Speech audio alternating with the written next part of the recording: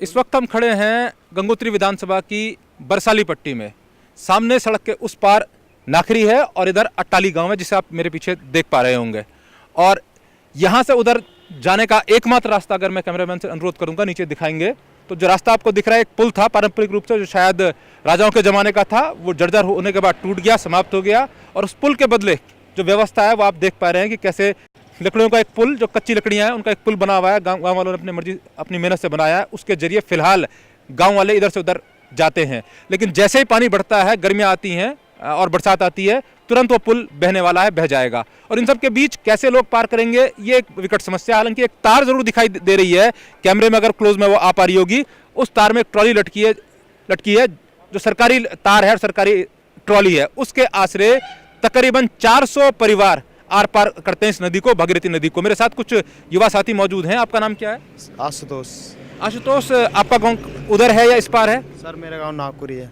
और अगर आपको उधर जाना पड़े या वहाँ के लोगों को आना पड़े तो क्या आपका पास रास्ता है? सर अभी तो रास्ता पुल है, लकड़ी का पुल है, इससे आगे तो कोई रास्ता नहीं है। और ये लकड़ी का पुल किसने बनाया, आप लोगों ने या सरकारी पुल है? सर ये तो ग्रामीण लोगों ने अपनी मेहनत से बनाया। अब जैसे ही गर्मी आएंगी, ये नदी विकराल हो जाएगी, गंगा नदी, तो तुरंत ये बह जाएगा अगले 2 महीने बाद। फिर आप लोग कैसे आर पार होते हैं? सर तो सरकार ने तो ये ट्रॉली लगाई है, तो अब इसी से पार होते हैं गाँव वालों की मुसीबत। नहीं तो यहाँ से आगे कम से कम 5-6 किलोमीटर आगे देवीदार जाना पड़ता है, फिर वहाँ से इधर आना पड़ता है। तब यहाँ आने का वही एकमात्र रास्ता है।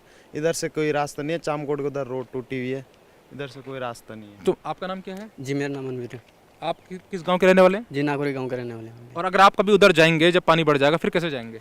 जी पहले हाल फिलहाल तो लकड़ी का पुल लगा हुआ है, तो अगर जब बह जाएगा तो ये आपके यहाँ गरारी लगे हुए है।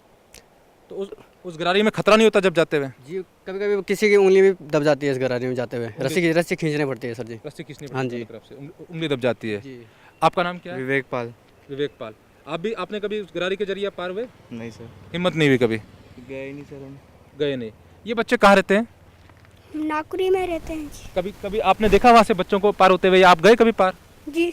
और जब वो गरारी में कभी आप बैठे हैं? जी। और कैसे किसी के सहारे बैठते हैं, कैसे डर लगता है वहाँ? जी डर लगता है जी। और फिर भी क्यों बैठते हैं? फिर भी जी, तब भी जी कभी बैठ जाते हैं जी।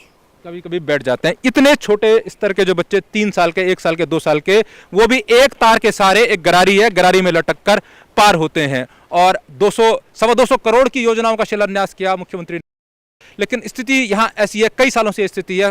और ये देश की या उत्तराखंड की पहली विधानसभा, गंगोत्री विधानसभा, जहाँ से गंगा निकलती है और दुनिया को मोक्ष देने वाली गंगा, माँ गंगा के उद्गम स्थल पर यह स्थिति है। और इस स्थिति के बीच उत्तराखंड दावे कर रहा है कि वो प्रगति कर रहा है। अपने सहयोगी कैमरामैन अंशुमान के साथ और अपने सहयोगी अजय शाह के साथ मैं राजीव रावत, गंगोत्री विधानसभा, नेटवर्क 10।